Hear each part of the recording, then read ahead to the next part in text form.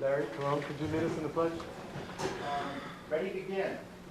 I pledge allegiance to the flag of the United States of America and to the republic for which it stands, one nation, under God, indivisible, with liberty and justice for all. Thank you and welcome to the April 14th meeting of the Morongo Basin Municipal Advisory Council meeting for did I say April 14th, 2014. If you would kindly turn off your cell phones or set them to vibrate. And with that, could I turn over to Secretary Max Rossi for a roll call? Thank you. Elizabeth Carmen? Here. Mark Lundquist? Here. Gail Surratt? Here. Mike Lipsitz? Here. Max Rossi, here. David Peach? Here. Larry Parrott? Excused. Mary Helen Tuttle? Here. Jack Duggan? Here. Thank you. With that, we do have a quorum. And I'd like to call for the adoption of the agenda, unless there are any updates or changes. And hearing none, we'll proceed with the agenda. On the back of your agenda are the minutes from the prior meeting. And if everyone's had a few minutes to look over them, are there any changes or corrections to the prior agenda?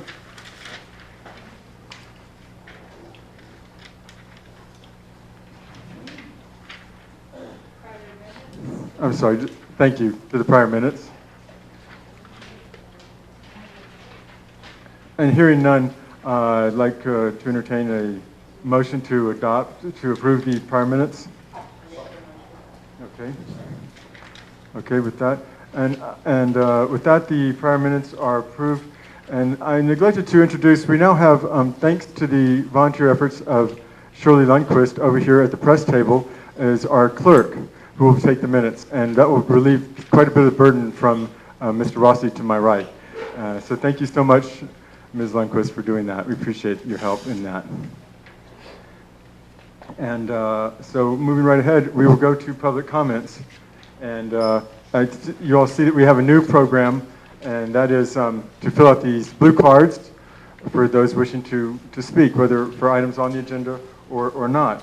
And this is new for you all and new for us too, so if you would bear with us if we, as we scramble to make it a smooth adoption. The first card in front of me is Jennifer Cusack, who many of you know, hi Jennifer, is here with Beverly Powell from Southern California Edison.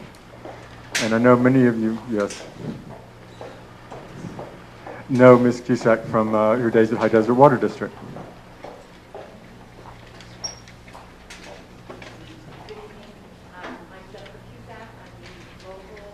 Public Affairs Region Manager.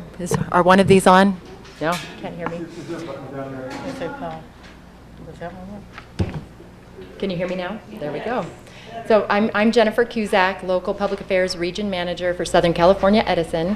I've been with the company about 1.5 years. You may know me from the Water District. I'm also a local resident, a lifetime area resident. And I'm also here to introduce to you the Region Manager of Local Public Affairs that covers the San Bernardino County area, so all unincorporated San Bernardino County, and she interacts with the county supervisors on a regular basis. I cover incorporated cities, 29 Palms, Yucca Valley, Blythe, Palm Desert, Indian Wells, and Rancho Mirage, and Beverly, the unincorporated areas of San Bernardino County. So we just wanted to introduce ourselves, first of all. Because I'm local, I'm also here as a resource to you.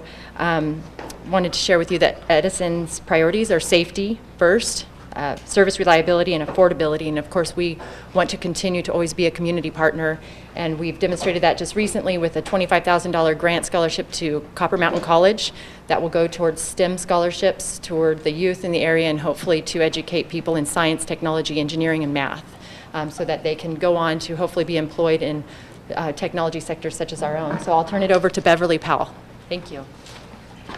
Hi, my name is Beverly Powell, and I'm also Public Affairs Region Manager for Southern California Edison. And just to piggyback on what Jennifer said about using Edison as a resource, I did see one of your flyers where you're going to have solar vendors come and speak, and which is really, really good. So go online on our Edison's website, because we actually do have information about what to look for in contractors, how to figure out what size solar panels you need, because you don't want to buy more than you need. What would be your payback? How long would it take to get the return on your investment? So use us as a resource, just like Jennifer said, okay? And I think Jennifer has a couple of flyers. We'll leave with we'll leave with the clerk of the board, and so that can even be put into your minutes as where people can get additional information. And again, thank you very much for allowing us to introduce ourselves to you. Thank you so much. I hope you will come and participate on the 26th. We'll have to ask Mr. Ramos, right? Since Supervisor Ramos, since you could work through us. Okay. All righty. Thank you. Okay. Ms. Sturgis?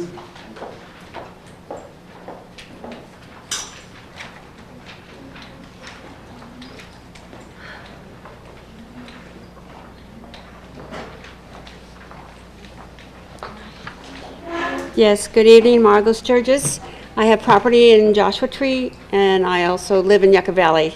I just want to let you folks know that your MAC members attended a Brown Act meeting, and it was a very fruitful meeting, and that is the reason why you see the speaker cards, to make sure that you folks have an opportunity to speak and that nobody is left behind or overlooked. Because that's the duty of the MAC members, is to take input from you folks. So hopefully this will facilitate it.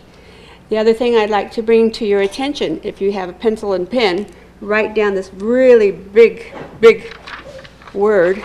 It's called Big Mac March. That is where the meeting is televised on YouTube for the last meeting for March. And for this meeting, if you want to look up the meeting for this month of April, it will be Big Mac April, and so forth. So that'll be really easy to pull it up on YouTube. And it's really nice to have this on YouTube, because there were some allegations that some of the members were being harassed and vice versa. And you can watch the YouTube for the month of March and see that none of that took place. So it's good to have it documented so that all the members can see it, and especially those that are not able to make the meeting. So please pass the message out to others. Again, that's Big, one word, Mac, and March for the last meeting. Thank you very much. Thank you.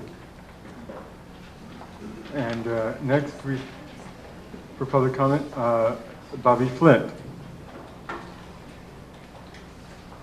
I'm sorry, that's not public comment. Did you intend to speak now or during another part? I have two. Okay.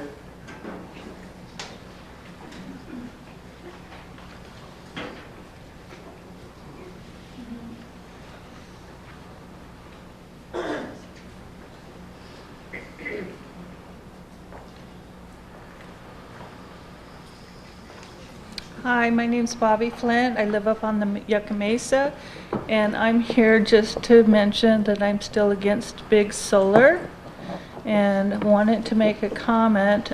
Last month, I was driving out on Indian Canyon Drive, and because they graded all that land where the solar windmills are, the wind had only raised up to 35 miles an hour. And the highway, I guess the city was shutting down, the city police department had to go and shut down the road. I had to drive through that, it was white out. And when I got to the other side and would start driving down the 10, it amazed me that where the dust was only where the newly graded land was. And so I pulled off the 10, even though you aren't supposed to, on the 10 on the shoulder, and took photos of that so you can clearly see That whiteout was only caused because of the new grading. So I want to once again state the importance of protecting the residents from these type of sandstorms that will arise if we get 30 additional commercial solar units put into this area. I'm against that. I support 100% residential or existing building or in carport where there's ground with blacktop. That is acceptable. But I do not support solar out in the desert. Thank you. And next, Joanna Wright.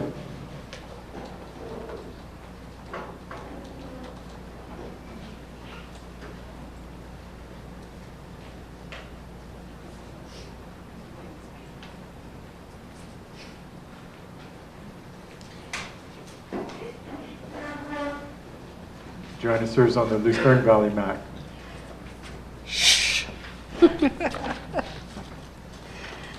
Thank you for giving me this opportunity. My name is Joanna Wright, and I am from Johnson Valley. I'm here to tell you of a fun thing. We're having a poker run on the 17th of May out in Johnson Valley, but it really includes all the 4 associations. That includes Yucca Mesa, Flamingo Heights, and Landers, and also Johnson Valley. They'll have a breakfast bar at Yucca Mesa. At Flamingo Heights, they'll have lunch. At Landers, they're going to have the snacks. At Johnson Valley, we'll have the ice cream social. I hope everybody can be there. It's really fun. And you get to check out all the associations over there and all the fun, wonderful people. Also, I was also asked to tell you that there's going to be a Cinco de Mayo at Yucca Mesa, May 3rd from 4 to 7 p.m. And I hope you guys can all come to that. Celebrate the Mexican, I don't even know what it is, but celebrate it. It will be fun.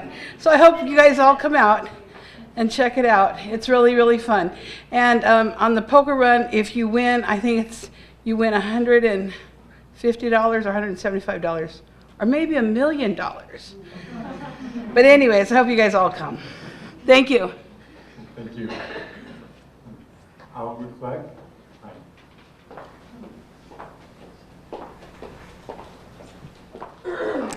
Thank you. I don't have a comment, it's more a question. Who has input into the MAC agenda? Is it the MAC group or is it coming from the supervisors? Does the public have an opportunity to suggest topics? Yes, the agenda is compiled from input from all the MAC members, also from the supervisor's office, as well as you'll see item M on today's agenda, items for April agenda. That should say items for May agenda. But so if you do have something, please let us know. And Jet Tucker.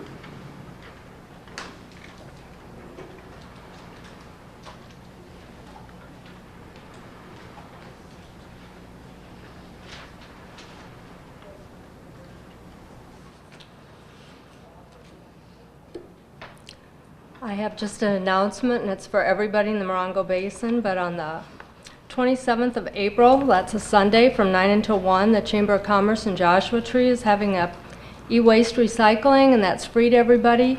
Does not include appliances. There's some flyers on the table. And if everybody wants to get rid of those old televisions, etc., it's a good place to do it. It goes to recycling, helps the chamber, and keeps them out of the aquifer. And this is sponsored by Joshua Basin Water District and Bighorn Desert View Water District. So help us out and help out the desert. Thanks. Thank you. And Shauna Tucker.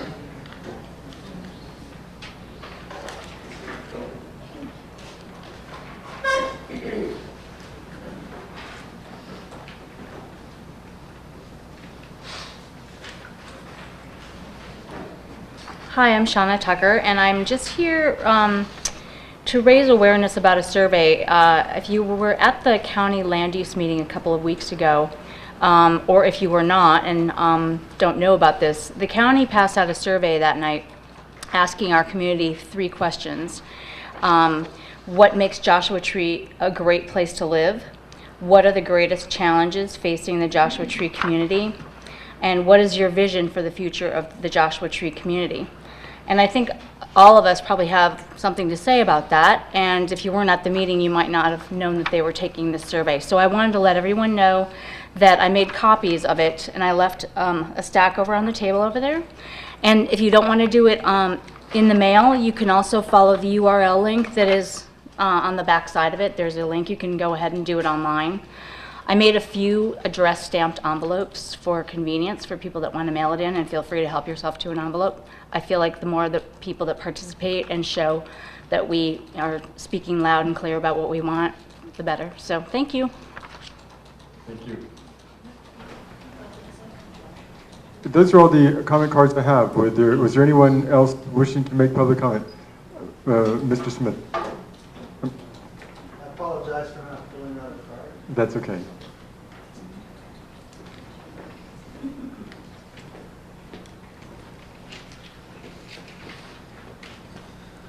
This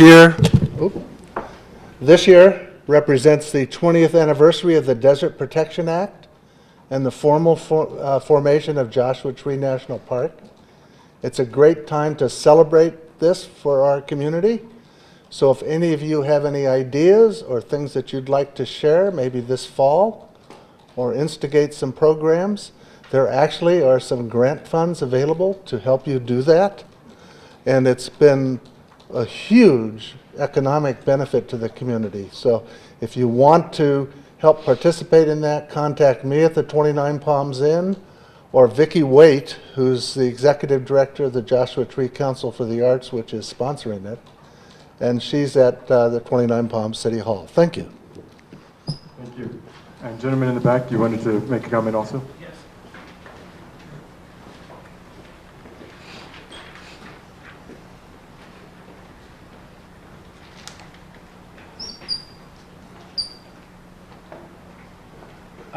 My name is Bruce Chartier. My family has been residents of California since the 70s on my father's side.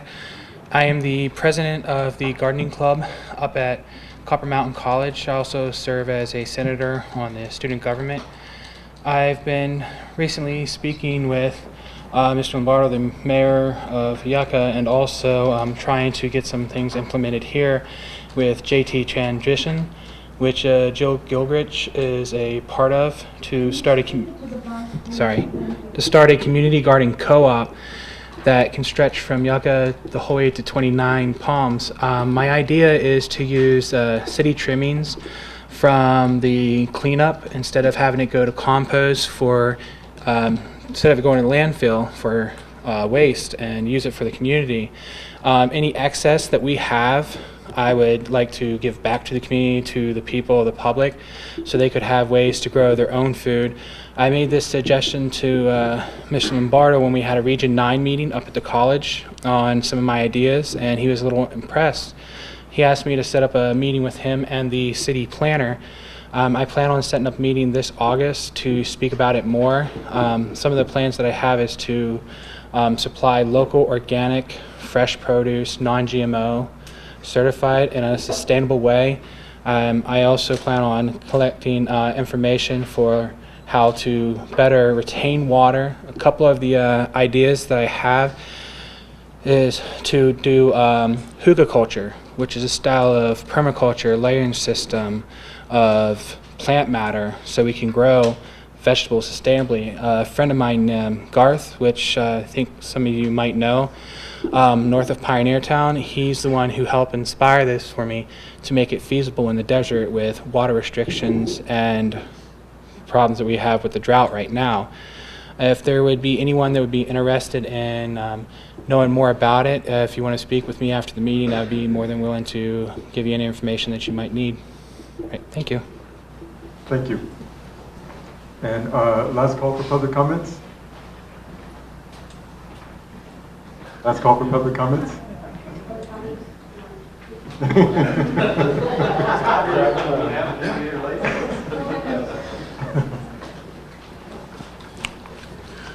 Hello, I'm David Fick. Yes, is it on? Yep. It's on, okay. I wasn't really planning to, okay, I'll speak into the mic.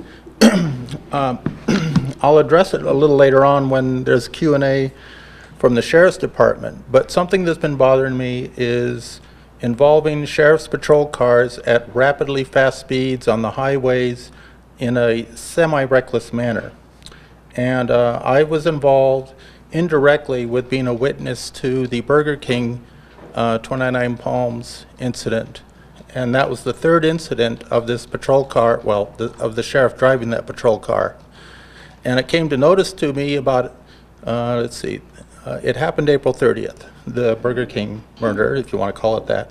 And by the way, it's going to cost the county a lot of money on this situation. But it came to my notice when I was up on the day with the Joshua Tree Mac in 2013, summer of 2013, and the same sheriff had taken a off-road vehicle trip onto my former property along the highway. And then I was questioning why he was going that speed to answer a burglary call somewhere in northern 29 Palms, when his rapid speed going would not benefit anybody in that manner. And then he also had a year, less than a year before that, he had also crashed a car off of Old Woman Springs Highway. And so the third time, usually people say the third time is a strike, you're out. And my concern is that he not be on the roads in emergency calls. He can be a desk jockey, he can do whatever he wants, but he panics, he goes way too fast. I was a witness to this situation because I was just walking into my room, and out my view window I saw a car with one light on top of it going as fast as I've ever seen a car going on Highway 62 in 25 years. That's what brought notice to it. I made a comment on a High Desert Star forum, and the family contacted me, and I told them what happened. My son also worked at Burger King. He knew a lot of the eyewitnesses, and there were eyewitnesses waiting in the line. And as the lawsuit says, this guy was going at a highly rapid speed down into 29 Palms with the lights off, sirens off, everything off, at probably more than 80 miles an hour into the intersection. And he was passing a car in the number 1 lane, which was going the speed limit. So he was hidden behind a car on the number 1 lane, went to the 2nd lane, and T-boned a Camry. Thank you, and we are aware of the fatality in that accident. Yes. And next is our community safety reports, and Lieutenant Wilkie, maybe you'll speak to Officer Gugulo's traffic record. I can tell you this. The incident that you're talking about with the fatality, you know, this is not an out. This is before I was up here, but I'm pretty familiar with it at this point.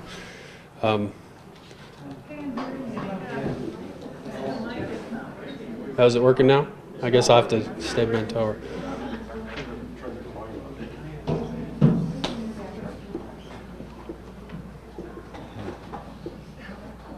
If that helps.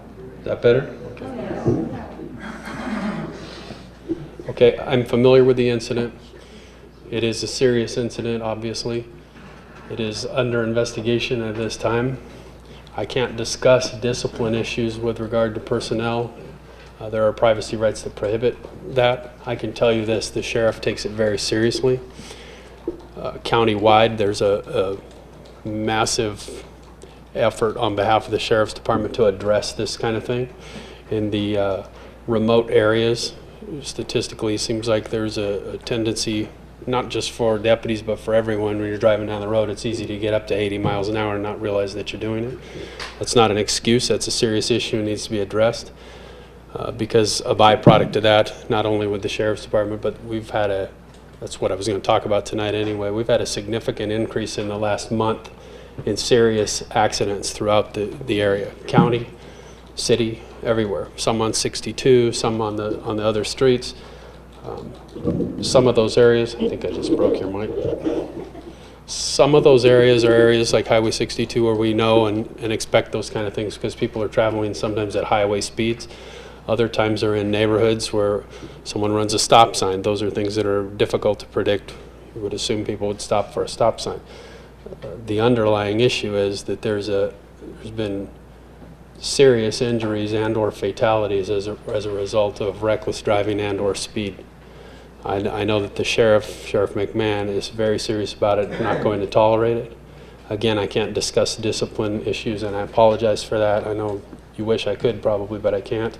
Things like that will be forthcoming, and you'll be aware of it when things occur, but I can't discuss it at this time. With that said, I would ask, well, I'll tell you on my part, I'm not going to win a popularity contest, but I'm on everybody a lot to watch the speed. Even if they're traveling code 3, lights and sirens, we're trying to get somewhere in a hurry, there's a way that we need to do that and do that safely. From the public side for yourselves, because I believe everyone that comes to these meetings, you're good, straight up people and really care about doing the right thing. Be careful when you're driving, not so much, just watch everyone else around you. I don't like going to fatal collisions, whether they involve our officers or anyone else. The first thing I think about every time I go to something like that is that could have been my daughter in the car. It upsets me more than any other crime or problem that we deal with, and I mean that sincerely. Please be careful and watch out for one another. Please be assured that the Sheriff's Department takes the other issues very seriously and we're doing what we can to address those things. One last thing, on a side note, I tell you every time I come here that I'm really proud to be working with everyone in the community. This is really a family type community. Again, I can't go into details, but we've had some very serious crimes just in the last couple weeks, one of which was solved because the citizens got involved and helped us do it. Had that not occurred, some of you may know what I'm talking about, but I can't discuss it right now. Had that not occurred, we might not have had as successful an outcome as we did. I'm not advocating, please don't get involved or put yourself in harm's way. But please, if you see something, let us know. Please, if you see a problem with a specific individual, get a hold of me and let me know. I'm telling you, I'll try to correct the problems. I'll work with you to try to solve things. But it helps a lot if you work with me and let me know what's going on. With that, that's about all I had to say. You probably have questions, and I'll answer them the best I can. There's some things I can't talk about because of personnel rules, but you said you might have some questions. Yes. Yeah. I understand that since the population of Morongo Basin has doubled, sheriff staffing has remained the same. Can you detail any problems that presents for the sheriff's department and for the public? We actually, Sheriff McMahon, just recently we added one other count. Doesn't sound like a lot, but believe me, it's not hard. It's harder to do than to say it. But they added one deputy to the county area, and there's a plan to put another one within the county area within the next 6 to 8 months. Not just here, but throughout the county. They've tried to increase the staffing in the county areas. That would help significantly with the response times to calls, because your staffing is set as such, but then you have people that go on military leave, people that end up off because they're injured, someone calls in sick, and before you know it, your staffing's dwindled down and you're trying to do the same thing with half of what you should have to do it. So definitely there is an effort to increase that staffing. That's already occurred, and there's a commitment to continue to do that within the next 6 to 8 months. You know, from my perspective, I'd like to have everything. It will be significant difference from where we're at right now, yes. I'll never get everything I would like, but. Any other questions? Yes, ma'am. Please don't take it personally, my question. Okay. And correct me if I misunderstood. The sheriff that was involved in 3 speeding incidences, and the investigation is now. Was there any investigation prior to it? I'm not aware, and this might be ignorance on my part because I've only been up here 6 months. I'm not aware of 3. I'm aware of the accident that you described and a prior incident. I know that one of those was investigated. Again, I can't discuss discipline. I apologize for that, but it was. Those things generally progressively increase in severity. But again, I can't discuss that until it's final and the outcome is handled. I can tell you that it's moving in that direction and it's being addressed and treated as a very serious matter. For obviously. And you're not, I don't take it personally, I don't take it personally from anyone. You're well within your rights to ask those questions. Yes, sir. I was talking to a reporter in this room, Becky Younger, and she was reporting to a scene, and Deputy Abel was back on the road again. Now, for those who are not remembering Deputy Abel, he's the one who was absent-mindedly going around, what, 90 to 100 miles an hour and ran into the back of the patrolman in front of him. Deputy Abel was we're talking about two separate incidents now. Deputy Abel was also involved in an accident. When a collision like that takes place, reports are generated and an administrative investigation is initiated. Those things are conducted out of headquarters, out of the Internal Affairs Division. It's taken very seriously. It's not a joke.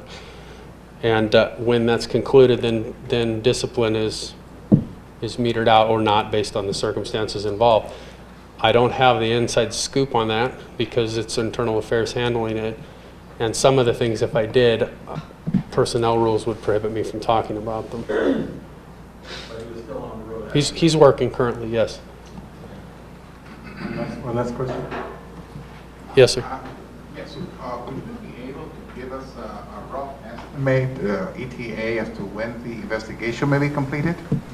Into which incident? Yeah, into the Burger King with the deputy, with the fatality that's been, the investigation is ongoing. That's the oldest, that's the older one. That one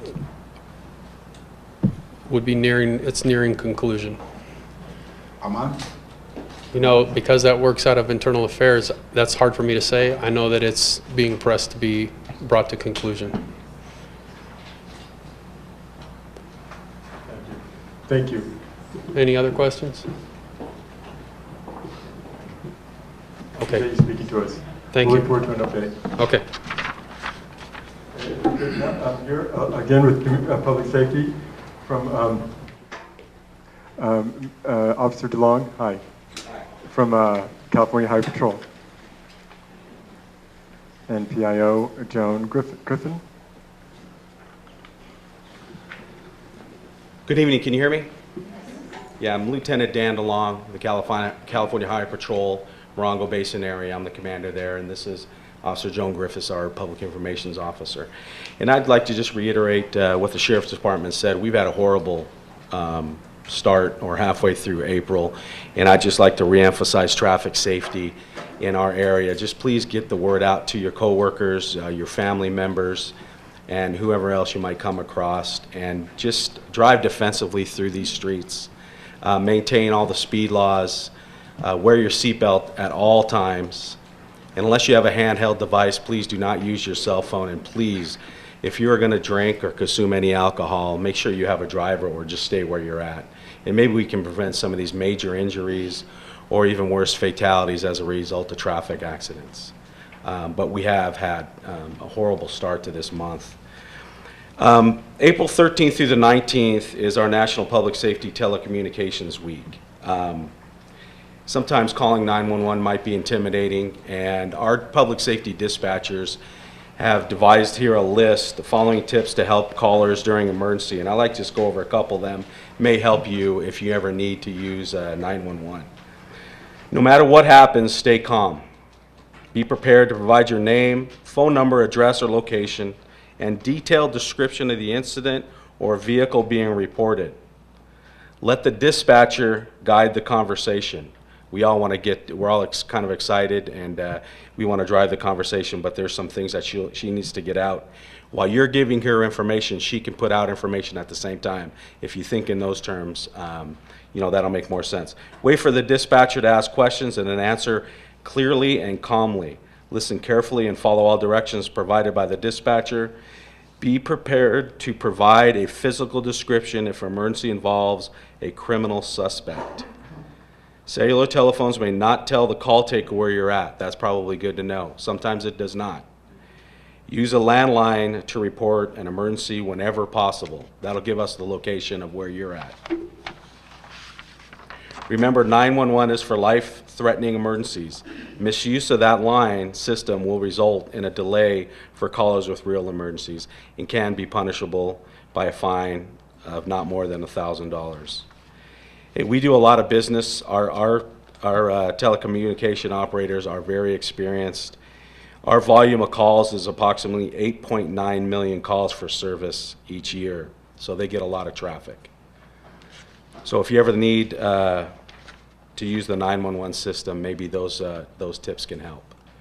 I think our public information officer might have a few comments. Go ahead. I just wanted to remind everyone of a few programs that we offer and the dates of those upcoming programs. We offer a Start Smart program for new drivers, and we also offer a program called Age Well, Drive Smart for our senior population. And the next classes for those are May 13th for the Start Smart class at 6 p.m. That's at the Highway Patrol Station. You need to sign up ahead of time for that class. There's no cost for our programs. And then the other two dates, May 14th in 29 Palms at 10 a.m. at the 29 Palms City Hall. We will be having the Age Well, Drive Smart program. And on Thursday, May 15th at 10 a.m. at the Yucca Valley Senior Center, we will be having the Age Well, Drive Smart program. You do not need to sign up for the Age Well, Drive Smart programs, you just show up. And if anyone has any questions regarding these programs, feel free to give us a call at the Highway Patrol Station, or if anyone has any questions about those programs, feel free to ask. I saw some pamphlets for both of those programs still in the hallway from last time. If anyone has any questions for us, feel free. Go ahead, sir. I was remember how the officer said about a landline to be able to find people wherever they're at. I've heard of also in such cases with the cell phones, depending on the severity of the situation, that they can actually call the cell phone company and locate where the person is by their cell phone. Do they do that same type of program depending on the type of emergency? If needed, they would. They would. This is just a recommendation because we can do it without having to go through those steps. In an emergency situation, or if there's a significant crime, we can backtrack using the cell phone and get their location. Sir? Question, sir? Yes.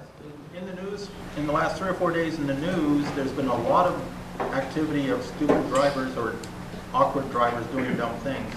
And I was curious as to, there was a head-on collision near Arizona on the highway. Are you familiar with that? Yes. Okay, so they said that a driver fled from that situation? No one fled from that collision scene. Everyone who was at that collision scene sustained major injuries. We have not released their names because we're still trying to make sure we've contacted all of the family members involved because of the life-threatening injuries, and so we're waiting on that. But no, the driver of both vehicles were at the scene as well as all of the passengers. And the one at La Contenta, Yucca Mesa, maybe I'm confusing those two. The one at La Contenta, no one fled the scene from that collision either. Okay. Anybody else? Yes, ma'am. Yeah, do you consider if a car on the grade, like the Morongo grade, is stalled or partially in a lane and there's nobody there, is that considered a 911 call? In the lane? Yeah. Yes, it's not totally off the road, it's still partially in the lane. Yes, definitely that's a 911 call. And what we would do in that case is we'd respond there, actually block that lane so no other drivers would strike that vehicle. And then we would actually store that vehicle for safekeeping. We would roll a tow truck and store it for safekeeping to get out of that roadway. Can I say something? Yes. I would, on that note, I would remind people, if your vehicle does become disabled, if you run out of gas or your vehicle shuts off, please, please, please, I'm begging you, please get it out of the road. All the way out of the road. If you're involved in a minor traffic collision where no one's injured, you're required by law to move that vehicle if it's movable. So please, if you don't need to be in the road, don't be in the road. It's not going to change the outcome of your collision investigation if you move your vehicle in a non-injury traffic collision like that. Sir. One more observation. Going west out of Joshua Tree, it's uphill on Highway 62, And what you just said, you can't do for about 1.5 to 2 miles going uphill. This is a bad design by Caltrans because vehicles go downhill very easily. They have trouble going uphill in the desert. If they break down, which I have done so, and you have 2 feet of space to the right of that white line, your vehicle is in traffic no matter what you do. Yes, and you know what, sir, what I would tell you is do everything you can to get that vehicle off the road or as far to the right as you can. You know, if you, go ahead. Well, the CHP came behind me and helped push me off that last 40 feet to Hannah's nursery, so thank you. Right. Anybody else? Thank you. Thank you very much. And Battalion Chief Gary Bush from San Bernardino County Fire. Thanks for coming. Thank you. Good to be here on behalf of our Fire Chief and County Fire Warden Mark Hartwig and our Division Commander for the Morongo Basin, Dave Benfield. It's a pleasure to be here tonight to present our monthly activity report. And actually for tonight's report, I'd like to introduce to you one of my captains, Steve Lassiter. Steve is one of the absolute best in our business. He's assigned to our Fire Station 36 right here in Joshua Tree and lives in the Morongo Basin. So Steve's going to provide your report, and then we'll be more than happy to take any questions that you have. Good evening. Again, my name is Steve Lassiter. I'm a captain with the fire station here in Joshua Tree. So tonight I'm going to give you a quick rundown on the activities we've had recently this month of, well, for the month of March. We had a total of 212 incidents we've responded to. Those run from 86 being in Joshua Tree, 32 of which were in Wonder Valley, and 94 represented from the fire station that's on Yucca Mesa, which is our Station 42. That encompasses Pioneer Town, Landers, and Johnson Valley as well out of those. So there was 94 incidents that we responded to. We had 5 structure fires, or excuse me, 5 fires, 12 traffic collisions, which we've recently had an uptick in those incidents there. 137 responses for EMS, 4 hazardous conditions, and 10 service calls. Good intent calls of about 41, and a couple of others that fall in there as well. Some significant incidents that we've had recently have been the traffic collisions on the highway that were mentioned here earlier, and some extrication and helicopter requests up in the national park. We assist them with rescues that require sometimes our helicopter to pick them off the rocks if necessary and then transport them to local hospitals. So that's what your fire department's been up to here lately, and all of the residents or the communities except for 29 Palms and Morongo Valley. Everywhere else in the Morongo Basin, your San Bernardino County Fire Department is covering. So if you have any questions, I'll entertain those at this time. Yes, ma'am. Do you know if you get any mutual aids in Morongo Valley? We very often, Morongo Valley also provides mutual aid to us as well as us to them for any variety of incidents. You don't have any statistics on how many there were? I did not capture those in this particular report. We can add those to the reports from the future if you'd like. I would appreciate that. Absolutely. Absolutely. We certainly can. We'd like to know how many mutual aids you've provided and how many we've provided to you. That would be great. Absolutely. We can certainly do that. Yes, ma'am. Actually, it's not a question for you. I noticed there was no sign-up sheet. Is that no longer? That's my oversight. Okay. That's all. I'll put it out there. Well, can we pass it around? We'll sign out. Yes, sir.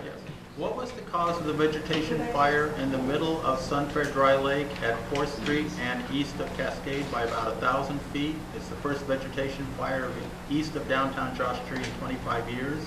Do you know what happened? I don't know the specifics to that particular incident. Most of the time, whenever we deal in that areas with vegetation fires, most of the time it's coming from residents that have a campfire or some of those kinds of things. I don't know if that's it, but generally that's why. We have a lot of residents that come from out of the area, either visiting the Morongo Basin from the national park or resident or military personnel that come from other states. So they're not quite sure what the rules are. Oftentimes we go out to, someone will see a fire going on, we'll go out to it. It turns out that it's just a Marine that's local. He's from back east somewhere and thinks that he can start, have a campfire or something, and we have to educate them on that. 2 or 3 acres at least. Okay, that one, I don't know specifically what that one was. I don't recall it at all. Something that large doesn't ring a bell to me. Where was it at again? I'm sorry? Middle of Sunfair Dry Lake at 4th Street and east of Cascade by about 1,000 feet. April 5th. April 5th. Yes, I was one of the ones who called it in. Okay, I'm not familiar with that particular incident. There were 3 or 4 fire engines there. Oh, sure. That's a normal response that you get. We get a vegetation response. Will give us 4 to 5 fire engines. Even if it turns out to be nothing, if we get a call for a fire, you're going to get that many response units to go to the fire. So I don't know the particulars to that particular one, so I'm sorry. Yes, ma'am. Are you going to suspend burn permits for trash and stuff because of the high fire danger this year? Or is there a date when you do that? Well, let me clarify something you said. First of all, we have burn permits that we continuously issue. We do that with parameters and education and those certain things that you can burn.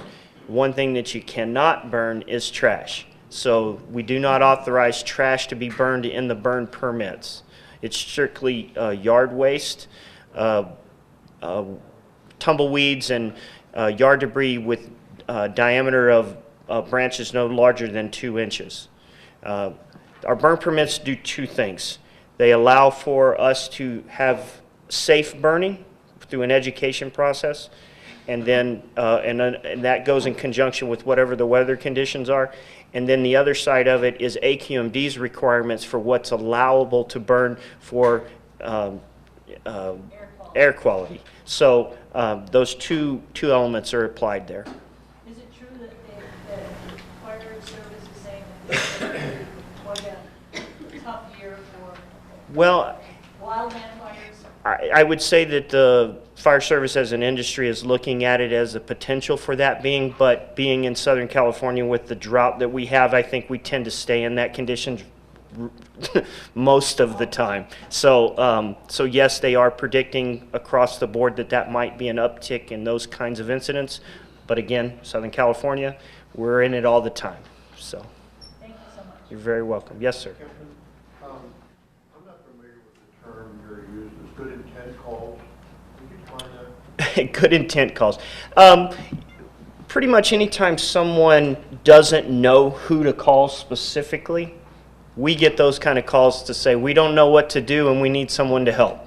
And we generally get those kinds of calls. Law enforcement is very specific to what is going on, but it seems like anything else, if they don't know who to call, they call us. And we'll go out and do what we can and get them the resources necessary to handle it. That's generally what those are for. So, absolutely. One more question. Yes, ma'am. Are you running paramedics on the trucks from the Yucca Valley station? Are there paramedics on the... Yes, ma'am. Every fire engine that we have in any fire unit in the Morongo Basin that we respond on has paramedics on it. We also have ambulances as well that are paramedics, so yes. Last question. Are all of your trucks adequately staffed? Well, that's something that we'd like to talk about more in detail that we're hoping to get on the agenda for next month.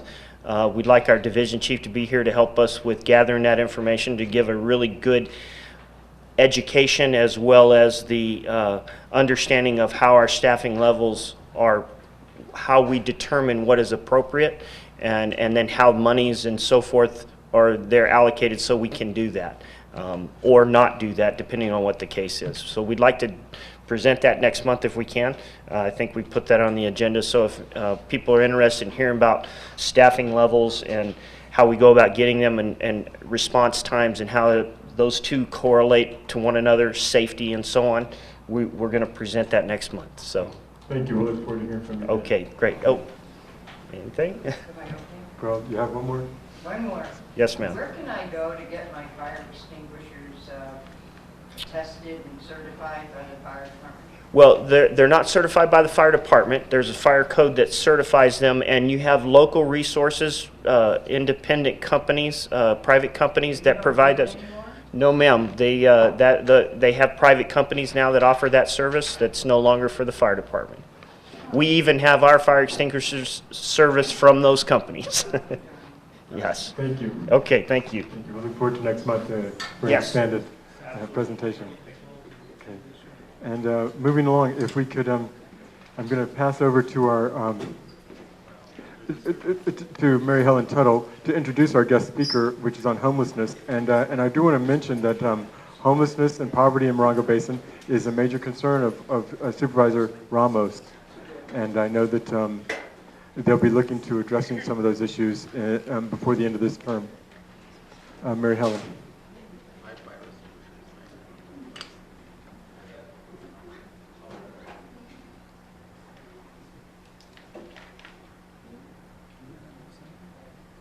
Can you hear?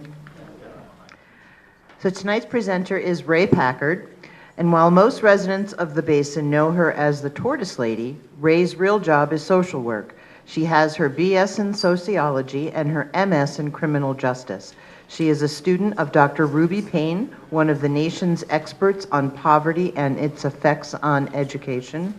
Ray has written many papers about the poverty specific to this region of San Bernardino County and its effects on this community. And she's with us tonight. Ray?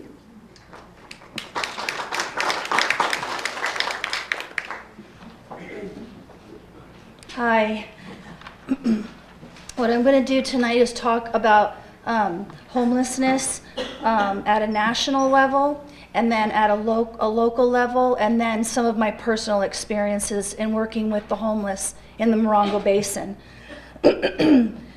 Two trends are largely responsible for the rise in homelessness over the past 25 years: a growing shortage of affordable housing and a simultaneous increase in poverty. Homelessness and poverty are inextricably linked. Poor people are frequently unable to pay for housing, food, childcare, healthcare, and education. Difficult choices must be made when limited resources cover only some of these necessities.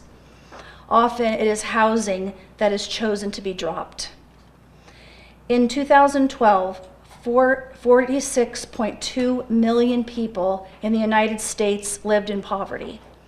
Sadly, children are overrepresented, composing 36% of people in poverty while only being 24% of the total population. 17.2 million households, or approximately 1 out of 7, didn't know where their next meal was going to come from, the highest number ever recorded in the United States. San Bernardino is geographically the largest county in the nation. San Bernardino is the poorest county in California and the second poorest city in the United States. Since the housing crash in 2008, the most common reason for homelessness has been foreclosure. However, San Bernardino County has always been like this. My research has found that poverty is the common denominator to domestic violence, mental illness, and drug addiction, 3 reasons why homelessness is such a problem in the Morongo Basin. So let's dissect each one of these. Domestic violence. While poverty does not cause domestic violence, battered women who live in poverty are often forced to choose between abusive relationships and homelessness. 67% of women living in poverty reported being in a domestic violent relationship at some point in her life. In my personal experience while working at Unity Home, women who choose to leave their abuser and go into shelter most often lose custody of their children because judges, not just here, but this is a nationwide phenomenon, but I've witnessed it here many, many times. Many judges consider shelter housing to be homeless and give custody of the children to the abuser who is stable in the home. Now the woman suffers from situational depression, lack of financial support, and therefore finding housing becomes a daunting process. mental illness. Approximately 50% of the single adult homeless population suffers from some form of severe and persistent mental illness. Most of the mentally ill are unable to control their impulses to follow orders, to hold a job, or to keep up with their finances. Therefore, many become homeless. Many patients were released from mental hospitals back in the 1950s and 60s, yet vast increases in homelessness did not occur until the 1980s, when housing options for those living on the margins of our society began to diminish rapidly and continue to be cut, especially in this remote area where the county still finds it inconvenient to travel here to follow up on its mental health contracts. Drug addiction. Riverside and San Bernardino counties are the methamphetamine capital of the nation, and Panorama Ranch is closed. Rates of alcohol and drug abuse are disproportionately high among the homeless population. So with no local treatment facility, Basin citizens who are poor and addicted are clearly at risk of homelessness. Addiction increases the risk of displacement for the precariously housed, and in the absence of appropriate treatment, it may doom one's chances of getting housing once they're on the streets. Then there's the children of the mentally ill and the addicted. When I worked at the TAY Center, TAY stands for Transitional Age Youth. It works with children who are 16 to 25. It was at least once a week where an older sibling would bring in their younger siblings as a little family, and maybe a family pet, and they had gone to school that day, and when they got home, their parents were gone. And it's very dangerous to put a family like that up in a hotel, but that's what the funding was for, until we could find other family to help these children, because a drug deal had gone bad, and their parents just left them at school. And it happened, I would say, at least once a week for the year that I worked there. Then there's the children living in the fields here in Yucca Valley. I'm reluctant to say their location because being homeless in Yucca Valley is illegal. And there's something apathetic about the population of the Morongo Basin, and it's just a mystery to me. For example, First 5 California has free parenting classes and case management for anybody who has a child 5 years old or younger or is expecting in their life. You don't have to be the parent, but if you have that situation in your life, 5 years or younger, or someone is pregnant, free parenting classes and free case management. The classes, the First 5 classes in Riverside are filled to capacity. Here in the Morongo Basin at the First 5 office, it takes a court order to get those parents in to take the parenting classes, and the dropout rate is enormous. In other words, these parents are willing to walk away from their children. Somehow in San Bernardino, with all the attempts to fight the war on poverty, all we have is more poor and entire generations dependent on subsidies from the government. It's a phenomenon that has baffled me and many other professionals all the way to the state level. In my work as a case manager, I have found that individuals who further their education, following Dr. Ruby Payne's model, start to lift themselves out of poverty. But I've not been able to understand the underlying apathy in the citizens and the government of San Bernardino County to improve this epidemic. But we're inching forward with the efforts from the Morongo Basin Haven. You perhaps heard of them. They're part of the Basin-wide Foundation. It's a group of individuals who have been individually helping the homeless, who have come together as a coalition and are providing sleeping bags and bus passes to the homeless in our community. The homeless in our community probably number about 800. I encourage all the members and Mr. Ramos to follow the county in the 2-year homeless count. It's eye-opening. It's dangerous, but you will see where the homeless are living and how many there really are. So and I've encouraged both town councils as well to please go along on that population count, and it comes up every 2 years. And I think you would, it would be really eye-opening. So does anyone have any questions?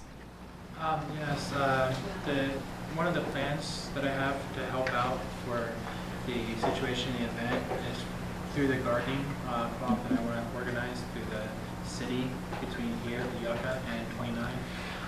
You know, where some people will live on like site, take care of a garden, have facilities that they can be at in exchange for working on a farm. They did that a lot back east where I grew up. Families would offer their farms or farmers in exchange for them staying on site and working the farm. They could have a place to live, they would have food to eat, and I think that would be a good idea to implement in the gardening crop to actually help the homeless. Because whenever I was younger, I was like homeless for almost over 4 years. I would have to eat out of dumpsters, sleep behind trash cans, and have to worry if I would be able to sleep that night without having something stolen. So I know what it's like to be homeless. And so I encourage you to go to the Morongo Basin Haven meetings. They're the 3rd Friday of every month at Pacific Western Bank at from 10 to 11. And you would probably meet Althea there. She is in charge of Desert Arc. It's the homeless program started by Wayne Hamilton many years ago. And they are opening a garden at Faith Lutheran Church in Joshua Tree. So you may want to coordinate efforts with her as well. Okay. Would you repeat that again? Yes, the Morongo Basin Haven meets on the 3rd Friday of every month at the Pacific Western Bank from 10 to 11. And Shelley Licata, the vice president of the bank, she leads the meetings. Is there a website for them? Is there where mbhaven.org. And it has a lot of resources on there for the homeless. In comparing or contrasting Riverside County and San Bernardino County, among the mysteries there, has the migration of homeless been studied? In other words, is there an influx of people being attracted to certain kinds of area, like open space here and so on? Or is that defined in terms of study? That, I don't know specific studies, but I do know that because of the openness here and the ability to live in the desert without being noticed is a big draw for this area. So the question is whether it's environmental in terms of that open space and places to hide, institutions and resources, or the people themselves. And the word gets around as to where you can survive, etc. Right, and so if depending on how you want to be homeless, if you're going to move to an area with resources, this is not the place to come. Those individuals who are looking for resources, I refer to the Indio homeless shelter. They have a wonderful women's program there. They have a transitional men's program in Coachella. So I would refer them there. A lot of resources down in the lower desert. If you want to hide, then this is the place to come. Yes, on behalf of our community, would you announce that you'll be leaving our area? And I just want to thank you from the bottom of my heart for everything that you've done. You are a blessing to this community. And it'll be really hard to replace you. Everything you did for the community home, for the tortoise rescue, everything was great. Thank you. God bless you.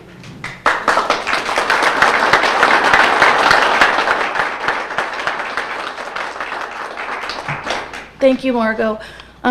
My husband and I are going to be moving to Yuma, Arizona, where I'm going to be the new chaplain at the state prison there.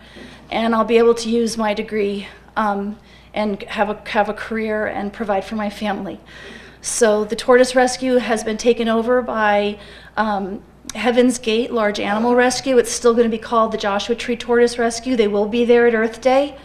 So please go to Earth Day on Saturday and meet Heidi Saunders. She's the new president. So thank you so much. Thanks, Ray. Oh, sorry, David.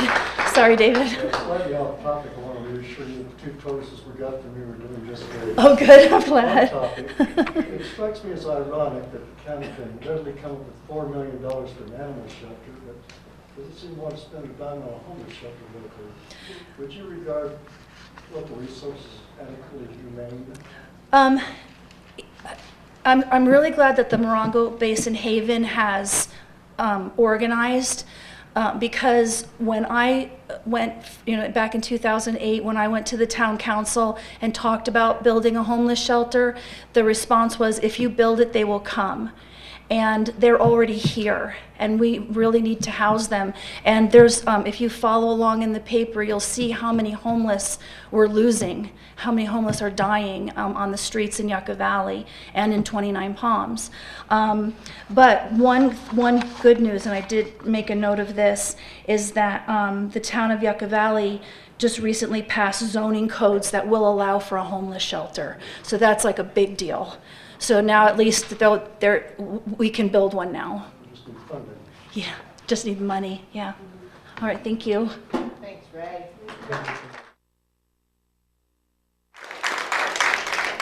That will be a loss to our community, no doubt, when you leave. The next item on the agenda is solar options for homeowners. I almost said homeless. Solar options for homeowners is an expo that will take place here in this room and the next room, both together, on Saturday, April 26th. And it is it's partly in response to the community's expression against large-scale and utility-scale solar in Morongo Basin and in the Mojave Desert that requires scraping and dust and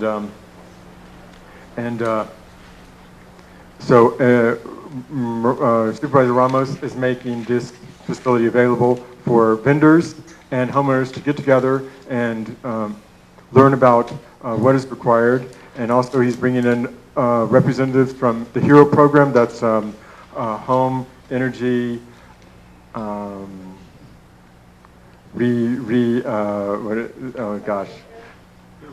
energy, thank you, renovation opportunities. Thank you, appreciate that. They will be here talking about financing options available where loans are available to homeowners. The loans stay with the home, so if you move, the buyer assumes the terms of the mortgage, the terms of the loan, and there are different ways to work it. I know that Rebecca did a news story not too long ago about the terms, which may at first sight seem unfavorable, and it depends. There's lots of different ways apparently to juggle them, and so they're not always unfavorable. Some of the rates appear on the higher side, but because the way that the county works it with your property taxes, and I don't pretend to be an expert, but if you have questions about it, or if it seems at all attractive, Saturday the 26th is a great day to come here and to find out, get some hard answers on that. It is competing that day also with the Waterwise Desert Landscape Tour by the Morongo Basin Conservation Association and the health fair at the hospital. So it's a busy day, April 26th here in Morongo Basin. I just encourage you all to make the most of it, and if you can, please swing by here. It's free, there'll be refreshments, there'll be lots of vendors, and it's a great time to get your questions answered. If you're thinking about solar, do also please bring 12 months worth of utility bills, and then the folks from the HERO program or the solar vendors can add up your utility bills, tell you what you qualify for, or how many panels you might need, and exactly what it would cost you. So you'll get a lot of benefit from doing so. And it is from 10:30 to 3. And if you are interested, if you have a contact or if you're a solar vendor, and speak to me after the meeting, and we'll talk about getting you a space. Any other questions? Any questions related to that? Yes, sir. I was wondering, I know there's a lot on solar panels and everything, but have they ever spoke about having like reflector towers for like steam generators where it reflects the sunlight up into a tower to generate power, which generates like 5 times the amount of power that a nuclear power plant does without pollution? Yeah, I think that may be something similar to what you're talking about in Ivanpah, and I can't speak at length to it, but I think that is the kind of development we're trying to avoid because it requires grading of large areas of the desert and the problems associated with that, dust, erosion, and reduction of property values. Hi, Judy. And it kills birds. My question is, since I'm looking at that, are we going to get another opportunity? Because I'm really interested. Well, I guess that depends on the success of this. I'm sure that's possible. Yeah. I can't speak for them, but I think if the question was if for someone who can't make it on the 26th, would the folks from the HERO program be available to come out again and speak? And I'm certain that is a possibility. We will. I'll talk to you more afterward, and a lot we'll gauge from the success on the 26th. And I see that Jennifer and Beverly are still here. And thank you for staying. And I hope that maybe you all will talk to us after the meeting and take a space, and so you can talk to consumers. I know people are interested in the relationship of the net meter and how net metering works. And I understand there was just today a decision for net metering that grandfathers in anyone from who already has solar at their home and anyone who contracts with the solar or has it installed through next July, not this July, but the one after, that the net metering rules will stay the same for the next 20 years. I just learned today. I don't know if you are aware of that also, but that's my understanding. I could speak to that just briefly. Sure. This would be a great opportunity to hear from you. While she's making her way over, any other questions? Yes, sir. I heard of a program called Grid Alternatives, which helps low-income families to help also install. Do you guys know if they're going to be part of the event on the 26th? I'm not aware of that. I don't think they will be a part of this. I do have a contact for that organization, and I did write a note to contact her to see if she would be attending, because she does have interest in this area. As for rate reform, our priorities at Edison: safety, reliability, and affordability. So we have supported in the past rate reform, and that would be flattening the tiers and trying to reduce some of the subsidies that some of our customers, ratepayers, are having. In our inland areas, our rates have been going up while our coastal customers have been benefiting by regional subsidies. So AB 327 was passed, and that will allow us to revise our rates. This also opened the discussion for the net energy metering rate, which is a subsidized rate, but with good cause, to encourage the development of rooftop solar, and that is to level the playing field. And that means making solar affordable so that if you wanted to choose, you could choose, and it's meant to level the playing field, not profit. We have a lot of information at Edison about making wise decisions. We will be there at your event. We're happy to be there, and we have information on our website in the meantime. You can always call me, Judy. I'm happy to get you information in the meantime, anytime. And our website, the California Energy Commission website, there's lots of information on the internet, and I encourage you to do your homework because it can be good. But not all systems are created equal, and it doesn't always pencil out, but it is good for our environment, and that's what we're investing in when we're investing in solar, is to reduce our carbon footprint. So that's all. Thank you. Appreciate it. Glad you're here. Any other questions related to the Solar Expo? Okay, there are flyers here on the front table. And then moving along to community reports. If we could hear from each MAC member, if you have items of interest to your community that you want to mention. Can we start down with you, Jack? Hi. Thank you, Mike. Can you use the mic, please?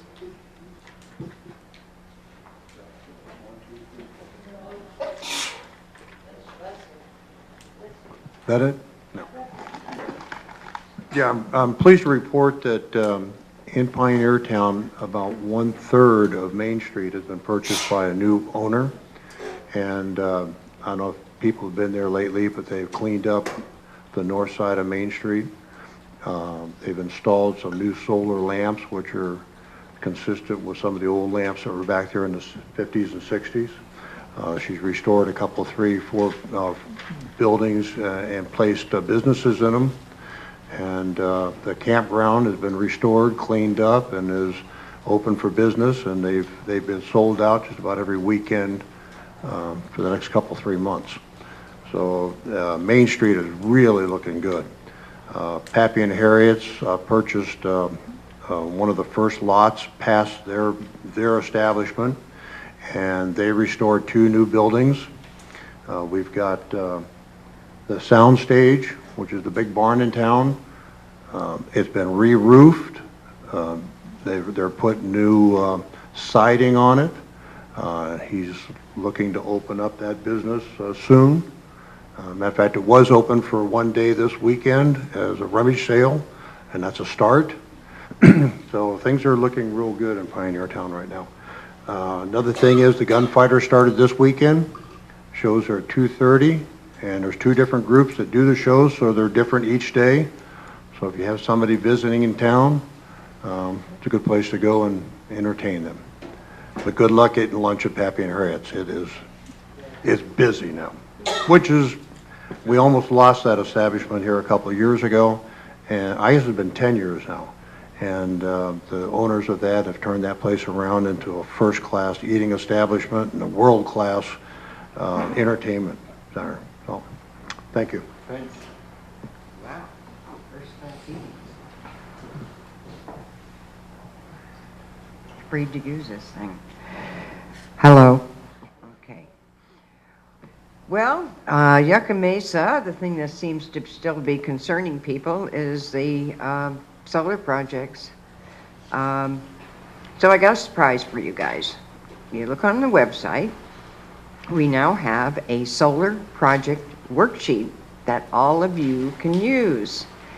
And you can either print it, you can type on it, you can, and what it is the, you know the ordinance that we put together and sent up to Supervisor Ramos and the Land Use Committee? This we've got available. It lists all 31 of the items in the ordinance. And what you can do is you can follow along when you are following a solar project, like some of you are following Alta Loma. Go print out a copy of this. You can check off to see if it complies and see what you think. And if you don't like it, you can send it off to Paul Smith. Anyway, that's basically, I thought maybe you'd enjoy doing that. And that's about all that's happening up my way. I'll roll the part of Joshua Tree into actually the committee report also, so I'll take up less time. I encourage everybody to go to the Homeowners Expo on Saturday and find out what's available in solar as far as rooftop and personal solar goes compared to the large solar farms. With that said, and what Elizabeth has done here, we're going to let the citizens digest that, and we're going to call a land use meeting after that to discuss those particular issues which were put out in the solar options for homeowner expo, and then kick around what's been done so far with the county as far as this form that we submitted to them. Hopefully we'll have some information before that, and we will publish an agenda 72 hours before that. Hopefully we'll get that done before the next meeting. Elizabeth, what is the website? Oh, weloveourmesa.org. I do have some blank ones. I do have some blank forms that I printed just in case somebody didn't have a computer and still wanted the worksheet. So if you want it, they're here. Thank you. And the other thing I have is in regards to what the sheriff and the CHP was saying. I've noticed that we've had an influx of tourists come in, which is great for the community. They seem to be very crowded. I was at the stop by to pick up a couple of postcards at the entrance to the little shop there. What do they call it? The Rock. Yeah, the park entrance there right on off the highway there on 9 o'clock in the morning last weekend. It was absolutely packed with people. I had to wait in line to buy a couple of postcards. So please be careful of tourists. They're always looking for something. They don't know what they're looking for. They don't know an address. So they may slow down. So let's be patient with them because they bring a lot of money into the community. And that's it. Thank you. Max Rossi from Wonder Valley. We basically have two major concerns that people have raised from the community, and both have to do with roads. One is the continuous problem with the sandy, soft shoulders at the sides of the roads have become very, very soft. And so we have people traveling through on their way to either Arizona or Nevada and get caught and stuck in the sand. So many of the local citizens go and pull people out constantly, but it's an ongoing problem. The roads are getting very soft on the shoulders. And then the other concern that we have heard about is the overgrading of some of the roads that continues to make them very, very deep and creates more and more dust. And it's very interesting what happened this past week. We had a sandstorm, and everywhere where the overgrading has taken place has really created a significant issue with dust in the air. And so those are the two concerns that we have heard. Thank you. Representing Landers, Mike Litzitz, and we have a new association president, which is Joanne Carl from one of the owners of the Integratron, is the new president of Landers Association. She'll be sworn in next month at the May meeting. And also the association approved $500 for a new sign at the post office, which will look much like the old sign, but will feature our new slogan, "Beautiful Skies, Miles of Smiles," which was the winning entry from the Landers Elementary 3rd and 4th grade classes. And we're trying to get a fire truck out there and maybe even the county supervisor, but we have certificates we're printing now. So we're going to make it a big deal for the 3rd and 4th graders out there, and when the unveiling of the new sign. Hi, I'm Gail Sword. I represent Morongo Valley. We had a senior nutrition program in Morongo Valley in conjunction with the county. And in the last few years, fewer and fewer seniors were coming, and I think part of the reason was transportation problems. Because people where we are live pretty far out, and if they don't drive or if they don't have someone who can drive them, they don't come. But we're going to try to reinvigorate that program for our seniors, and if there's anybody from Morongo Valley that's interested, they should call the CSD office at 363-6454, because we're trying to see how many people will be interested in the program. Thank you. Thanks. David Peach, Joshua Tree. Like every month, there's more going on in Joshua Tree than can be mentioned here. As Shauna Tucker mentioned, Land Use Services finally developed the courage to return to Joshua Tree, and it was a good meeting. They brought along representatives from an array of different departments. It was quite informative regarding what they do. It was less informative what they intend to do for or to us. I think it's important that we continue to insist that they do what's right by us. Additionally, Department of Public Works controls Coyote Hole, which is very treasured to Joshua Tree because it's full of ancient petroglyphs. They don't need the property, and they certainly don't need the complaints that come with the property. So they're hoping to transfer the property to an independent party. Independent party would only pay for the value of the land when they have the petroglyphs for free, which currently belong to all residents of San Bernardino County and Joshua Tree. Some of us prefer that they transfer the property to Parks and Recreation so that it can remain accessible to everyone. They'll have another meeting in about 2 months to further address the problem. Thank you. Mary Helen Tuttle, Copper Mountain Mesa area of Joshua Tree. The first of the month always brings our breakfast, which was well attended, thanks to everyone who was there. The following weekend, the second Saturday of the month, is when we have our board meeting, and there was no one there. There was, they had a quorum. Unfortunately, I was not there. I'm the treasurer. And it's kind of disappointing when the members of the community don't come and tell us what they want, but they sure have a lot to say other times. So anyway, it's that, and I know that that's an issue that everybody has. But other than that, things are still quiet and beautiful out in North Josh, and we're going to keep it that way. Thank you. And I know we have some comments from the public. Ms. Sturgis, related to community reports. Yes, this is related to community reports. I would just like to say thank you and kudos to the members that are up here and actively being a part of the associations, because this is where you can reach the community, and the community knows where to find you, even though they may not show up. But I was really impressed with Mary Helen Tuttle that said that at the breakfasts, they always know where they can find the representative. She's in the kitchen, she's doing the dishes, and they can conduct meetings. That's her office.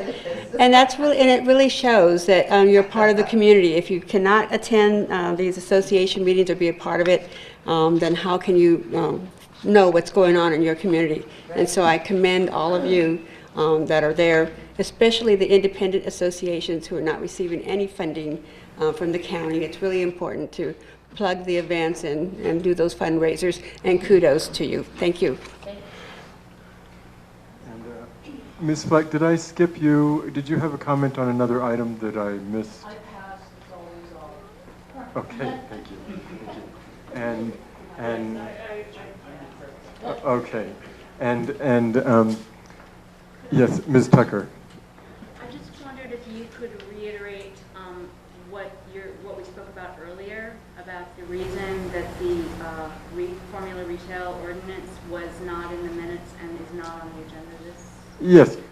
Yes. Well, not on the agenda is an item about a MAC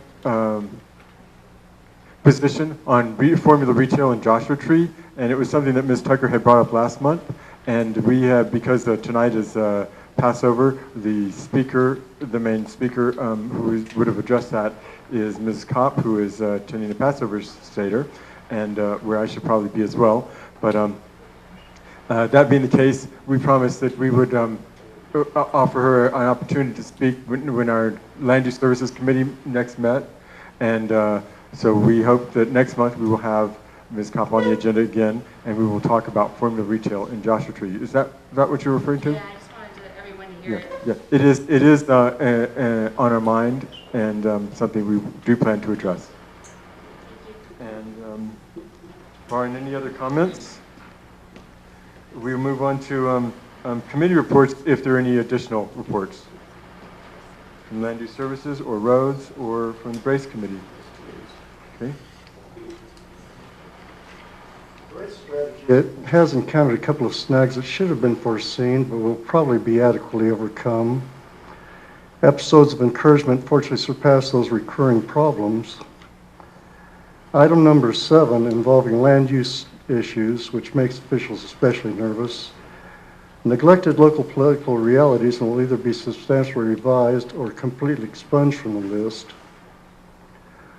All of the affirmations and personal accusations leveled during the last MAC meeting, plus some before and since, have been substantiated as untrue.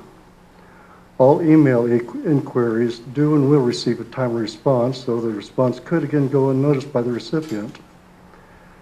Supervisor Ramos did not violate the law by voting to obstruct Dollar General from damaging the Josh Tree brand that local proprietors and practitioners have legitimately earned. Nor did the Josh Tree Downtown Business Alliance engage in illegal activity by filing a lawsuit against the county for the same reason, plus to discourage similar examples of costly social and economic exploitation. In addition to the official and expert testimony that will serve to to help substantiate some of the more controversial items on the brace list. A group of top graduate students, all maintaining 4.0 grade point averages at the leading MBA program within the San Gabriel Valley, will produce an economic report for Joshua Tree and the rest of the Morongo Basin and San Bernardino County. Private enterprises are normally charged between $5,000 and $25,000 for facsimiles, while this report will be donated to us in the interest of positive civic involvement. Dr. Kurt Duffy, the professor of economics who originally reviewed and approved the original brace draft, has also agreed to address this council and the public during the June MAC meeting. While continuing to consult with officials and experts, and while other sources of positive input remain welcome, there will probably be no further public brace committee meetings or reports before the final draft is presented to the public and to this council, which will probably occur about midsummer. Thank you. Okay. Dr. Duffy, is he a doctor? What kind of doctor is he? Doctor of Economics. Okay, thank you. Thank you for your report. Item? Oh, I'm so sorry. Well, as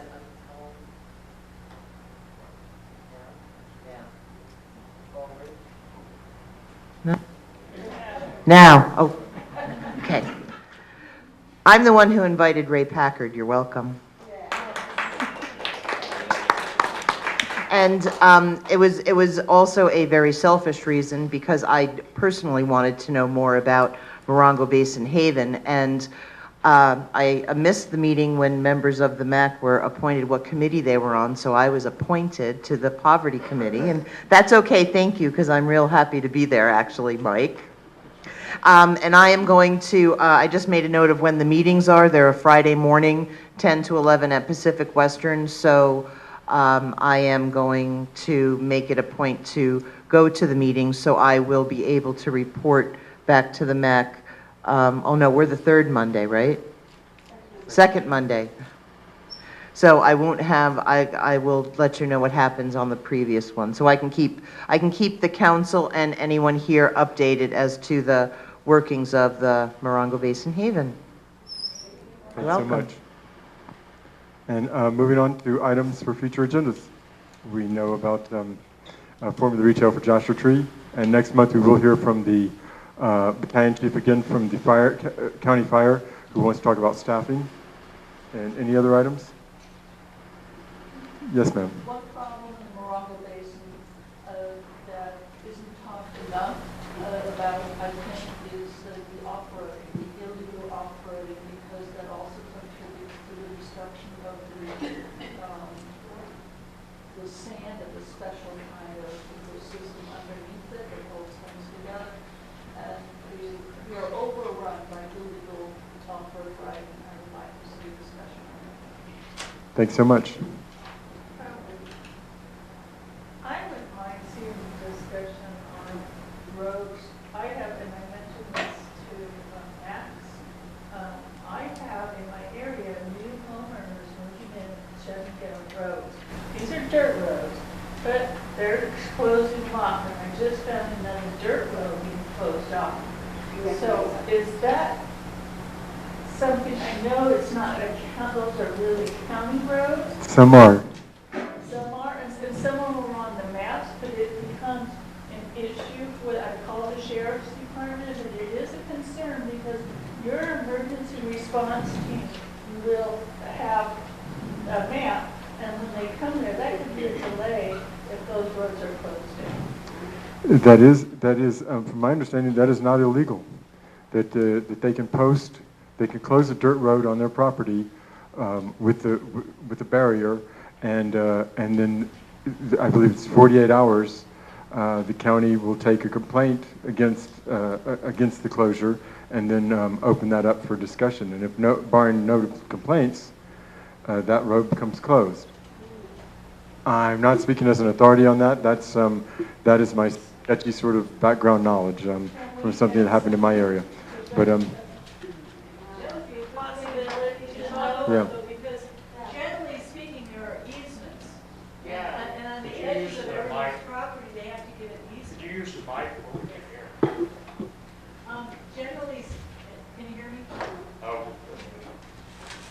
can't, yeah. From my understanding, and this was a while ago, it's that people's property, on the edges of their property, there's usually an easement. And they can't close off an easement if that's the easement to somebody else's property. So that might be something that we should have someone from the county come and talk to us about. What are, right, you know, the questions are things like, how do we report this?